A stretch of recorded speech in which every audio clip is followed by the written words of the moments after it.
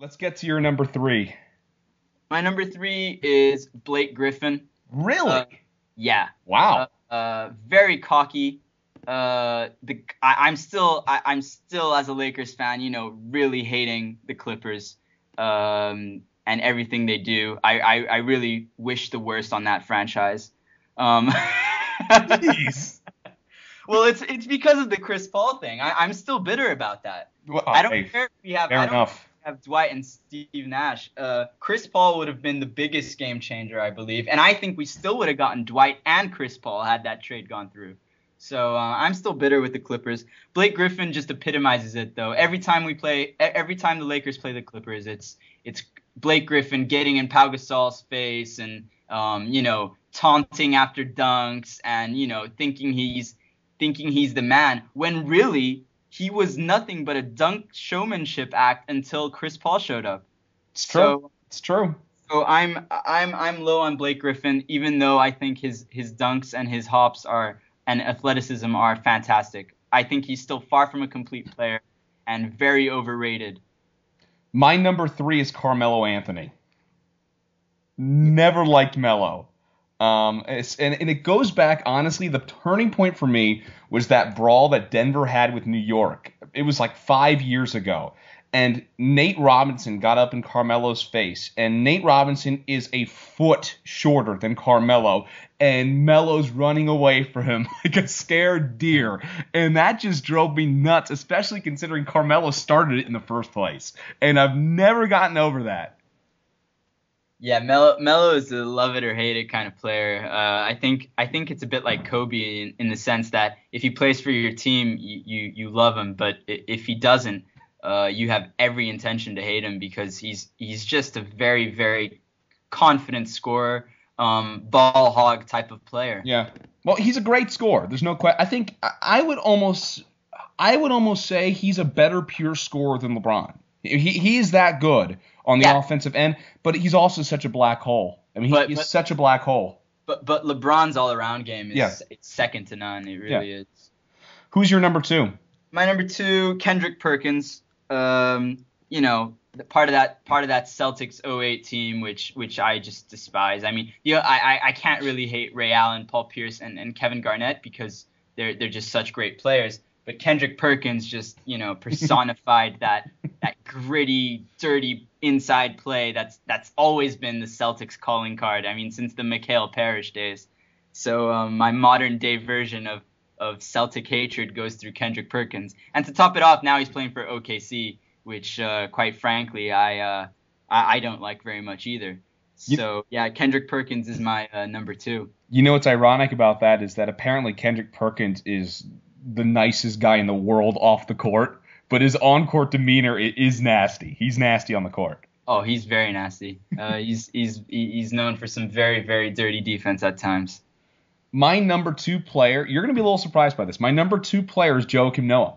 Okay. And Yeah. you're Okay. going to be surprised because he's not my number one. Yeah. Yeah. Yeah. Is he your number one? Yeah. Yeah. It goes without saying. Well, Doesn't it? let's go for it. Let's talk about why we hate Joakim Noah so much and why we would love to boo him along with Mark Cuban. He's he. I mean, you talked about Anderson Varejão, Luis Scola, but he might be quite possibly the ugliest player in the NBA for starters.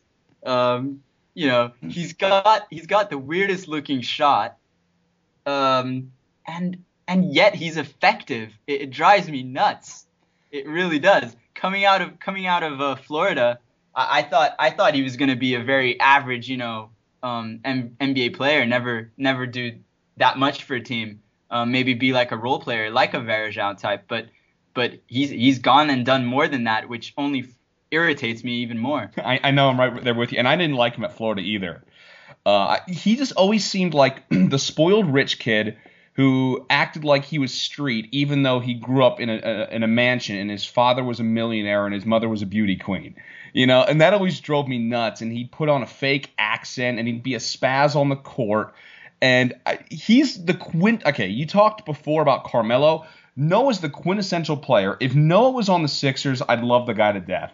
But because he's not, and I think you and I and a bunch of other people around the league agree, I can't stand the guy. Yeah. He's a very hateable person. Take nothing away from his game though. He leaves everything on the court when he does play. Want to take a stab at who my number one is? You mentioned Mark Cuban. It's not Cuban, is it? He's not a player. Hey, I thought anything went in this top 5 haters. Well, five. My number one is Andrew Bynum, and I don't think this needs an explanation. All right, okay. But you can't hate on the guy because his knees are bad. Yeah, but I hate on him because of his attitude and the fact that he goes bowling while his knees are bad, and the fact that he lied to the fan base 5 times before getting surgery, and the fact that he told no one about his degenerative knee issues before the trade went down, and the fact that he got a goofy haircut to get attention while he was sitting on the bench, meanwhile tanking the franchise. I hate the fact that my team traded away its entire future to get this guy who's never going to play a single game in the Sixers jersey. And if they do re-sign him, I am going to be furious. I despise Andrew Bynum for a lot of reasons right now, Hugo. Well, you left out the reason you hate him the most is because the guy parked in a handicapped parking space when he wasn't supposed to. I don't know. I think he looks pretty at home in a handicapped parking spot. Wow, the hatred is flowing today on Airballs. Oh, the stupid thing is I never liked Andrew Bynum either. Ever since he pulled that move against J.J. Barea, I didn't like him before because he was an injury-prone baby as a center who jack up threes.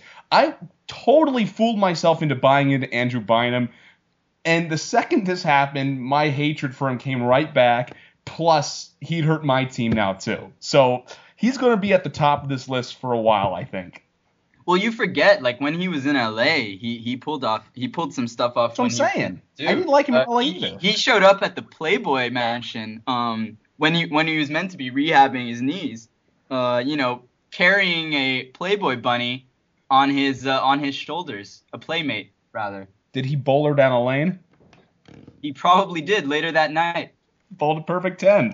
Yeah.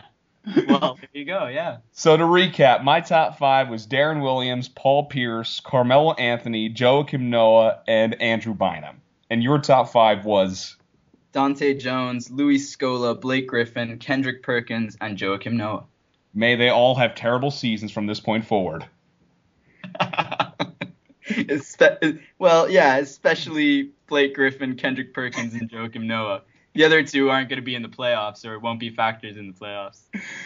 So for Hugo Fulco, I'm Trevor Turner. We got to get out of here. We'll try to do it again next week. Definitely, man. Have a good one. You too. See ya.